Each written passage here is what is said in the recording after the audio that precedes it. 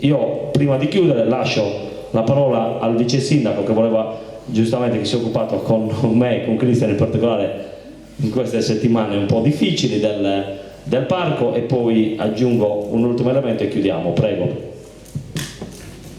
Buonasera.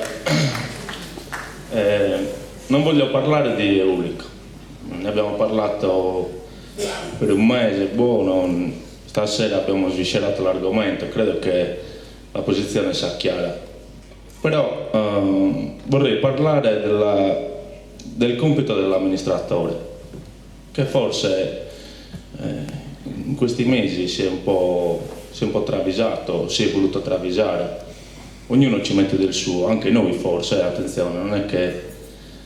Però veramente io in questi 5 anni e mezzo è la prima volta in cui mi sono chiesto realmente, ma perché lo sto facendo? Cioè, io sono in hoc, mi trovo dall'oggi al domani in mezzo a una bufera, voci di tutti i tipi, c'ha interessi, non c'ha interessi, ha fatto lavori, non ha fatto lavori. A prescindere dal fatto che poi il lavoro è il lavoro per tutti, deve essere isolato dagli interessi, però nel mio caso non ho paura a dire che non ho alcun interesse personale e non ce l'ho mai avuto. Poi mi sento dire che le parole che sono state pronunciate da noi non sono state chiare.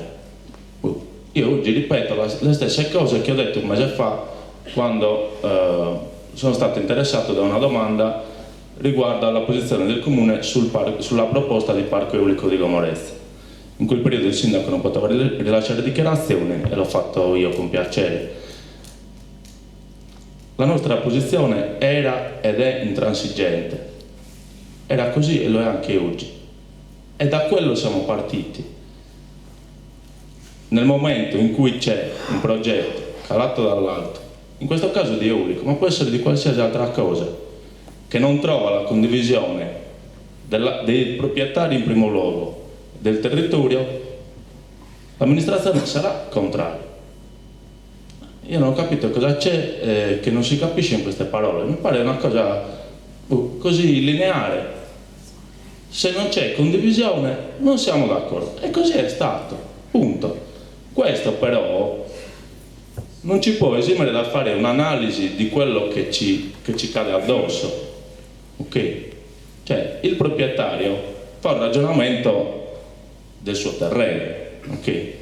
Il cittadino la vede sotto il suo punto di vista, l'amministratore la deve vedere contemporaneamente da un punto di vista del proprietario interessato, del cittadino non direttamente interessato, del cittadino che la pensa in un modo sullo sviluppo di quel progetto o la pensa in un altro modo, e deve cercare di capire la sua scelta verso che cosa deve essere orientata.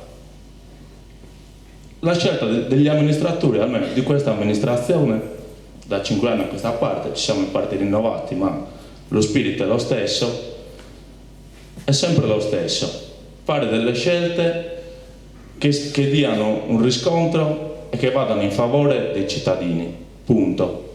Nessun'altra scelta. Non è possibile fare altre scelte, non ce lo siamo mai posto il problema. Il fatto che ci si incalzi e ci si dica ma dovevate convocare il consiglio dopo una settimana, ma dovevate convocare la riunione entro 10 giorni, non funziona così, no. Spesso la fretta può essere anche una cattiva consigliera. Prima di andare in consiglio bisogna informarsi e capire di cosa si sta parlando.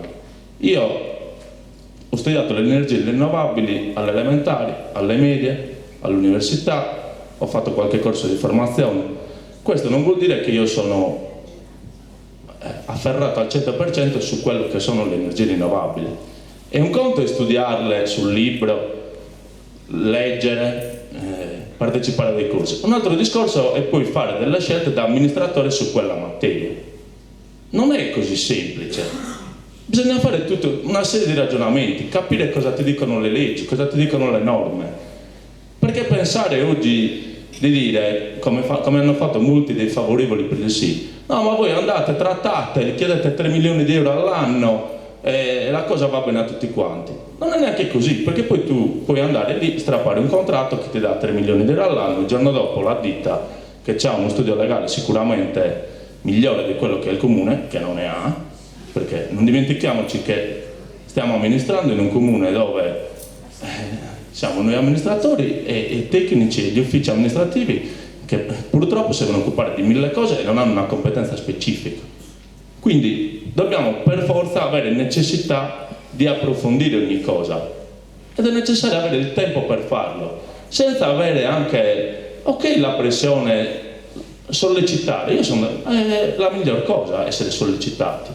Lo siamo stati sull'alluvione, lo siamo stati su questo e va bene. Però poi non bisogna oltrepassare un certo limite, perché poi la sensibilità di ognuno riesce a recepire o meno determinate cose, determinate illazioni.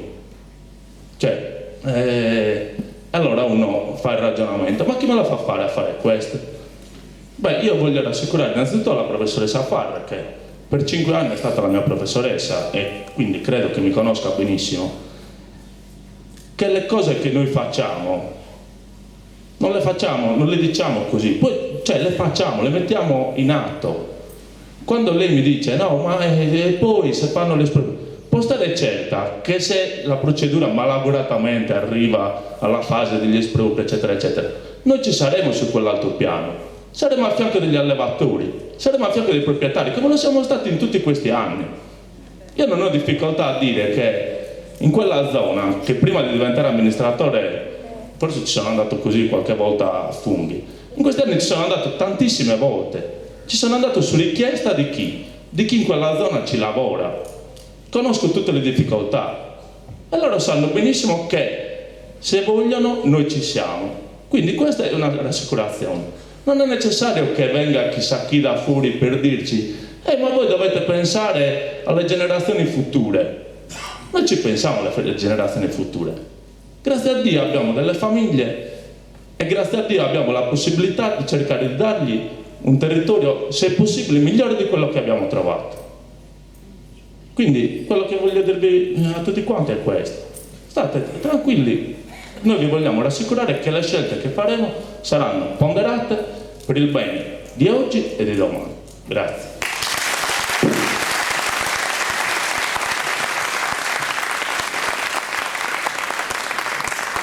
Volevo aggiungere una cosa ma non aggiungo niente, perché credo che le parole di Peppe siano state straordinarie per descrivere qual è oggi il nostro sentimento. Grazie a tutti, teniamoci in contatto perché ce ne sarà bisogno. Grazie ancora.